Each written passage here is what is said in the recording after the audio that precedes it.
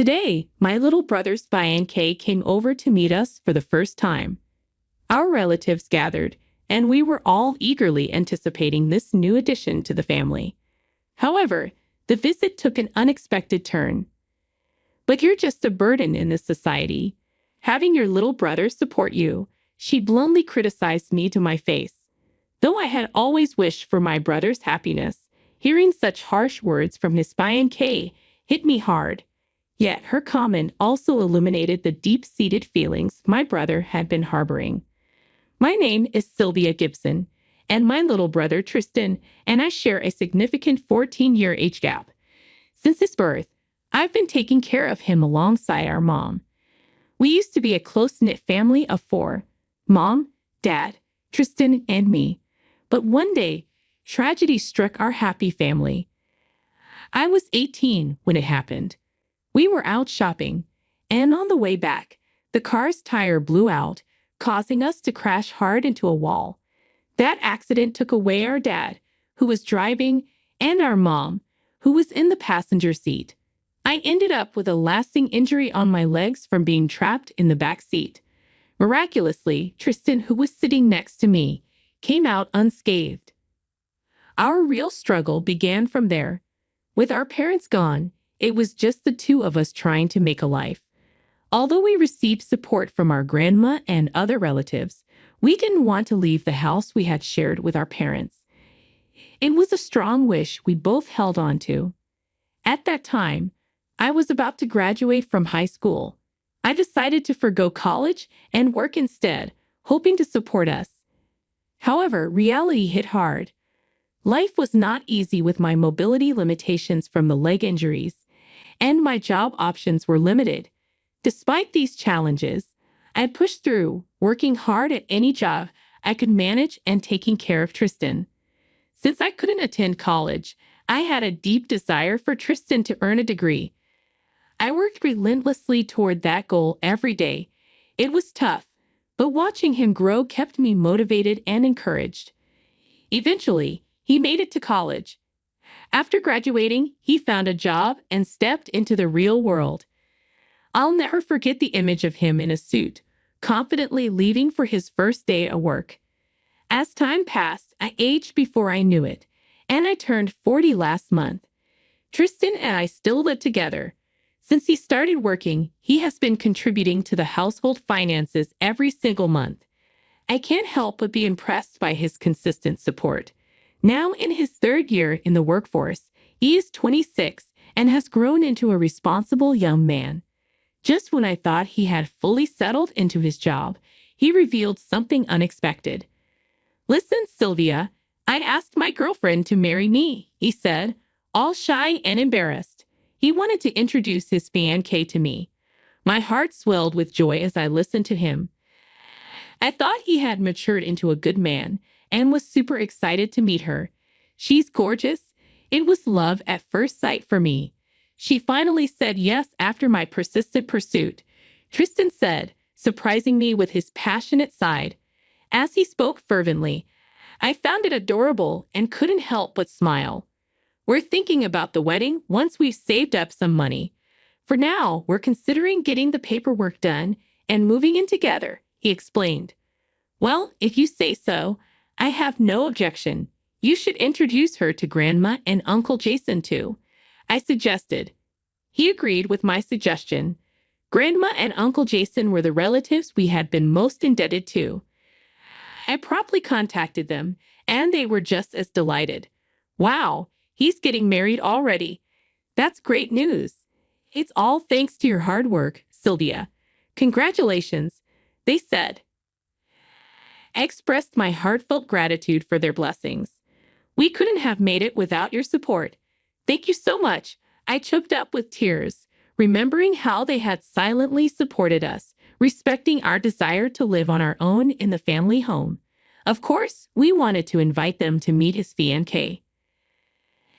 Try to picture what kind of person she was. Given his enthusiastic pursuit, I had no doubt she was a wonderful girl. At that time, I was eagerly looking forward to meeting her without any doubts. The big day finally arrived. Grandma and Uncle Jason were over, eagerly waiting for Tristan's fiancée. Can't believe he's getting married. I wonder what she's like. Grandma squinted her eyes with a delighted smile. Uncle Jason chimed in. He's always been the type to go all out for his partner. I hope he didn't fall for some troublemaker. True, he has had this habit forever, going all out for someone he's into.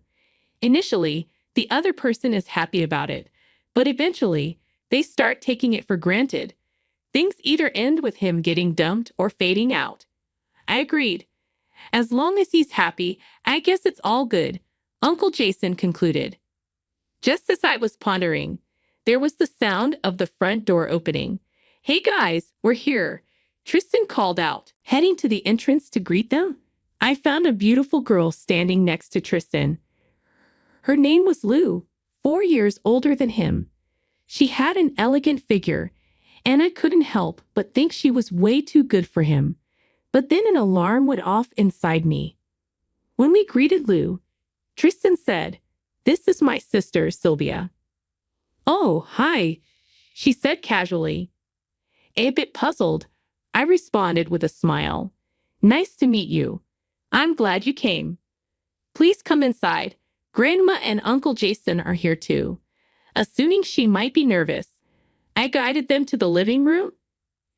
As we talked, I figured out why I felt alarmed earlier.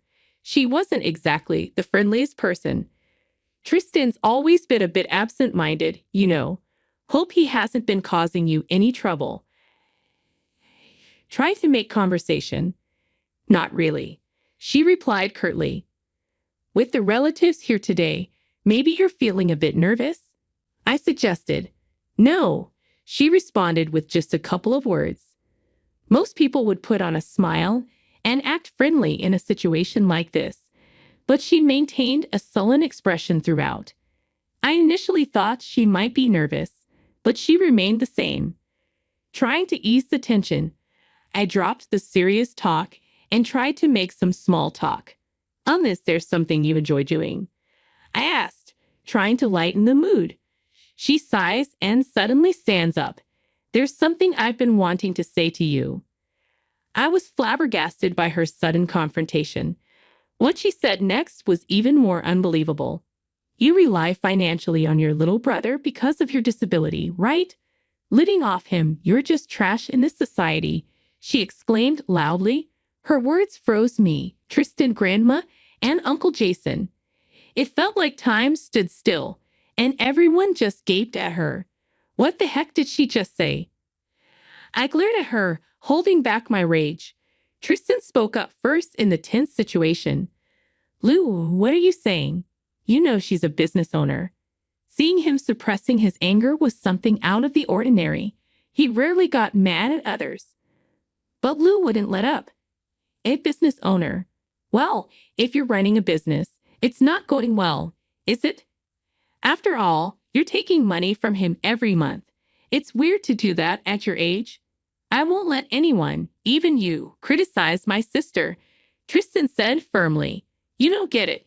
You keep giving your money away. That's why we can't even have a wedding." As I was about to calm the heated situation, Grandma spoke up before me. "Tristan, Lou, why don't you calm down a bit?" With her gentle expression, they started to regain some composure. "We came here to celebrate you too, so stop fighting." Uncle Jason followed suit, and both of them fell silent. "Lou, do you know the history of Sylvia and Tristan?" "I've heard a bit," Lou replied. "All right, maybe I should tell you again. Listen up." Grandma began recounting the story. She talked about the time our parents passed away when Tristan was 4 and my legs were injured at the same time, how I've been taking care of and supporting him since then. When she finished, Lou turned to her with a question. "So why didn't you guys lend a hand? I've heard they didn't want to leave this house. But come on, living just the two of them wasn't realistic." Her words and tone infuriated me.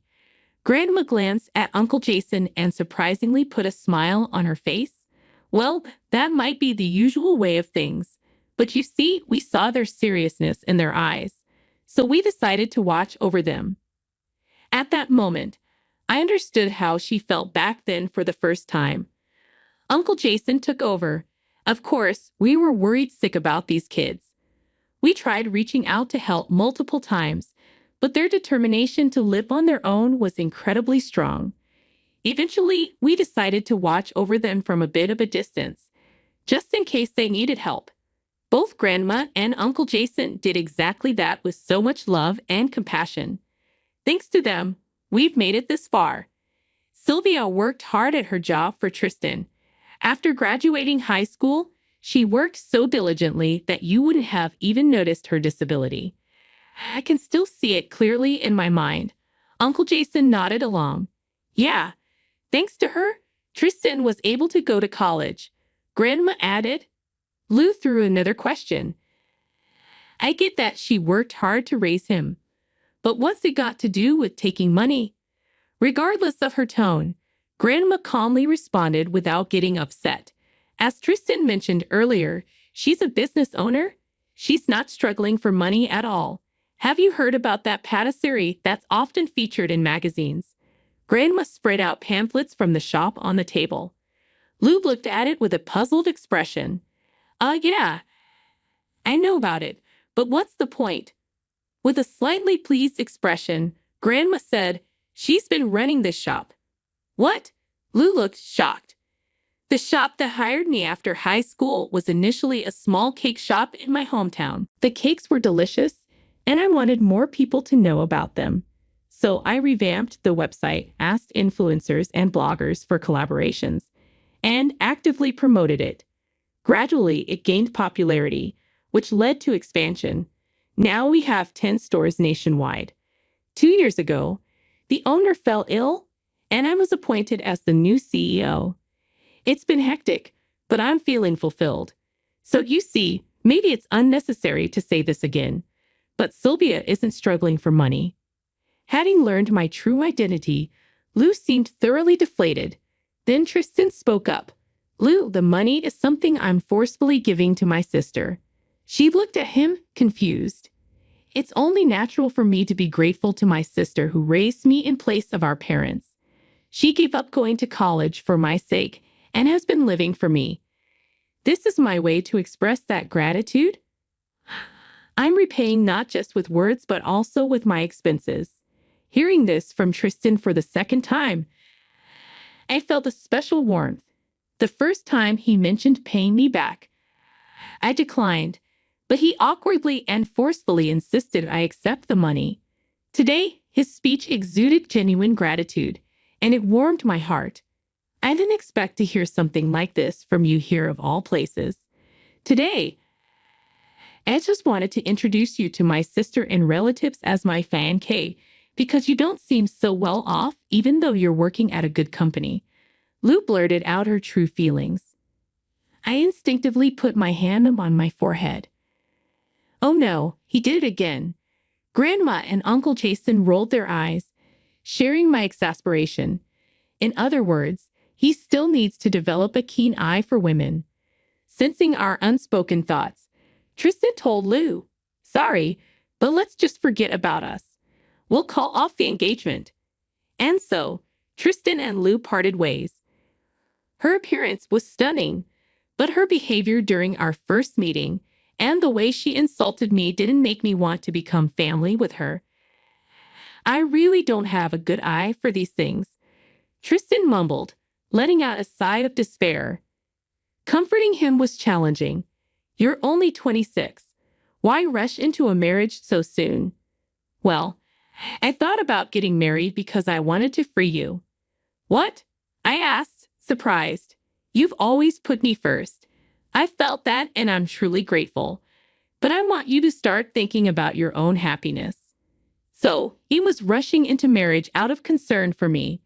Realizing his honest feelings, my eyes teared up. I tousled his hair to distract myself from becoming too emotional.